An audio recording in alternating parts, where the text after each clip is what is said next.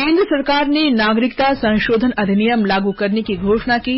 धार्मिक उत्पीड़न के शिकार पाकिस्तान, बांग्लादेश और अफगानिस्तान से आए अल्पसंख्यकों को भारतीय नागरिकता मिल सकेगी। प्रधानमंत्री नरेंद्र मोदी ने कहा, अगले 5 वर्ष में देश में बुनियादी ढांचे के विकास की गति कई गुना तेज हो जाएगी। गृह मंत्री अमित शाह ने दिल्ली के 41 गांवों में पाइप से प्राकृतिक गैस पहुंचाने और 380 करोड़ रुपए से अधिक के विभिन्न विकास कार्यों का शुभारंभ किया। भारत ने मिशन दिव्यास के अंतर्गत multiple independently targetable re entry vehicle तकनीक के साथ स्वदेशी रूप से विकसित अग्नि 5 मिसाइल का सफल परीक्षण किया और भारतीय नाविक विष्णु सरवनन ने स्पेन में यूरोपा कप में स्वर्ण पदक जीता। समाचार संध्या के साथ मैं कनकलता। गृह मंत्रालय ने आज नागरिकता संशोधन अधिनियम को लागू करने की घोषणा की। ये भाजपा के चुनाव घोषणा पत्र का अभिन्न हिस्सा था। नागरिकता संशोधन अधिनियम अफगानिस्तान, बांग्लादेश और पाकिस्तान से आए हिंदू, सिख, बौद्ध, जैन, पारसी और ईसाई समुदायों के प्रवासियों को नागरिकता का पात्र बनाने का प्रयास है। धार्मिक प्रताड़ना के शिकार लोगों के लिए इससे भारत में नागरिकता पाने का मार्ग प्रशस्त होगा। अधिनियम को दिसंबर 2019 को राष्ट्रपति ने स्वीकृति प्रदान की थी। गृह मंत्रालय के प्रवक्ता ने कहा कि नागरिकता संशोधन नियम 2024, नागरिकता संशोधन अधिनियम 2019 से पात्र लोग भारतीय नागरिकता प्रदान करने के लिए ऑनलाइन आवेदन कर पाएंगे। इसके लिए एक वेब पोर्टल उपलब्ध कराया गया है। गृह मंत्री अमित शाह ने कहा है कि प्रधानमंत्री ने इस अधिसूचना के साथ एक और वायदा पूरा किया है।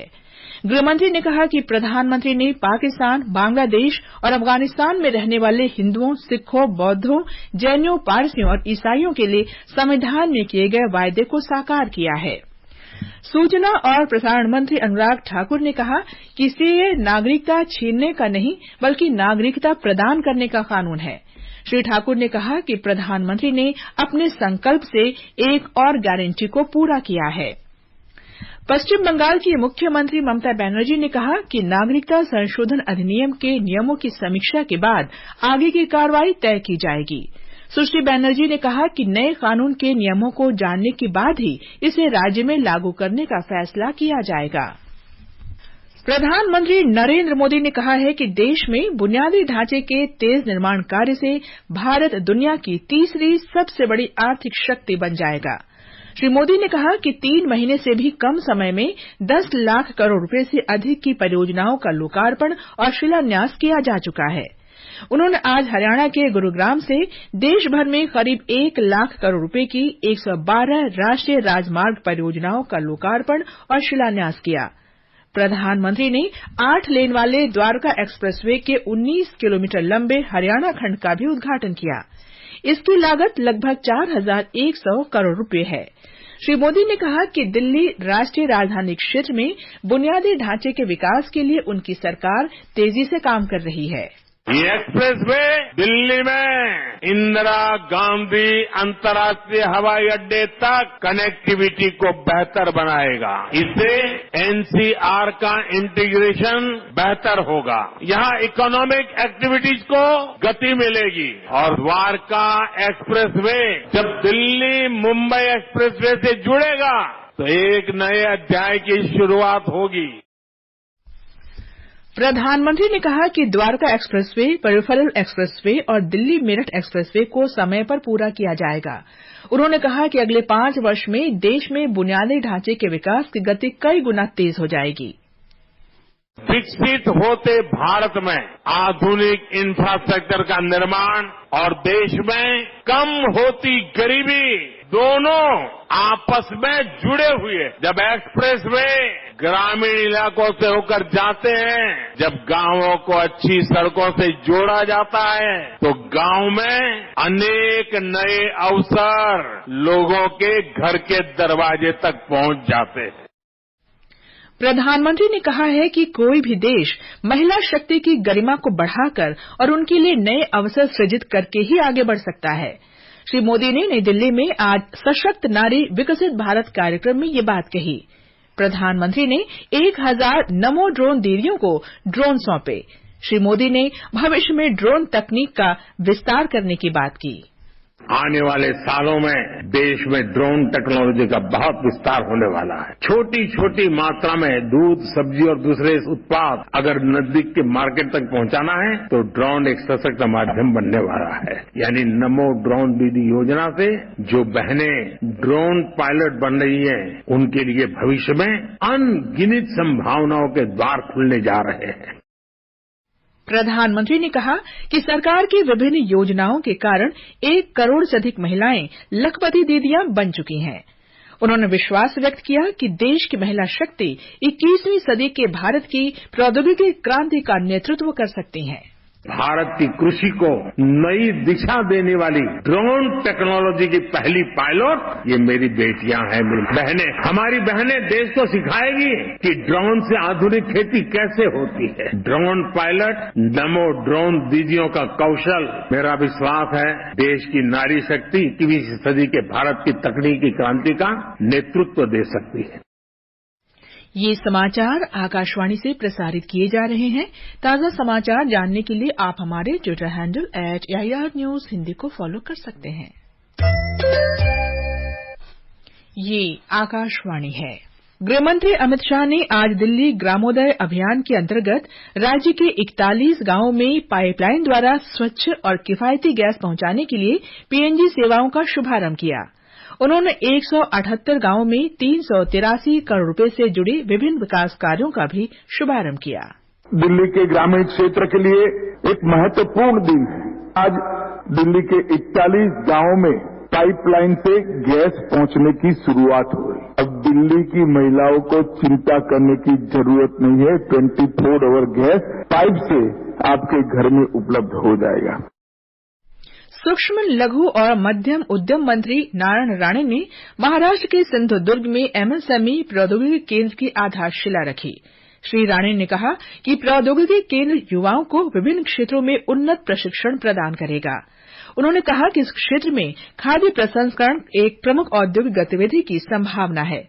देश भर में ऐसे 20 प्रौद्योगिकी केंद्र और 100 विस्तार केंद्र की योजना है। भारत ने मिशन दिव्यास के अंतर्गत multiple independently targetable re entry vehicle प्रौद्योगिकी के साथ स्वदेश में विकसित अग्नि 5 मिसाइल का पहला सफल परीक्षण किया। इस तकनीक के जरिए कई क्षेत्रों में विभिन्न लक्ष्यों पर निशाना साधा जा सकता है।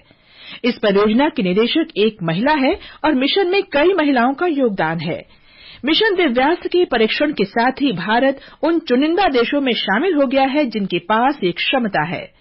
इस तकनीक में स्वदेशी एवियोनिक्स प्रणाली है और सटीकता से विभिन्न लक्ष्यों को भेदने की क्षमता है।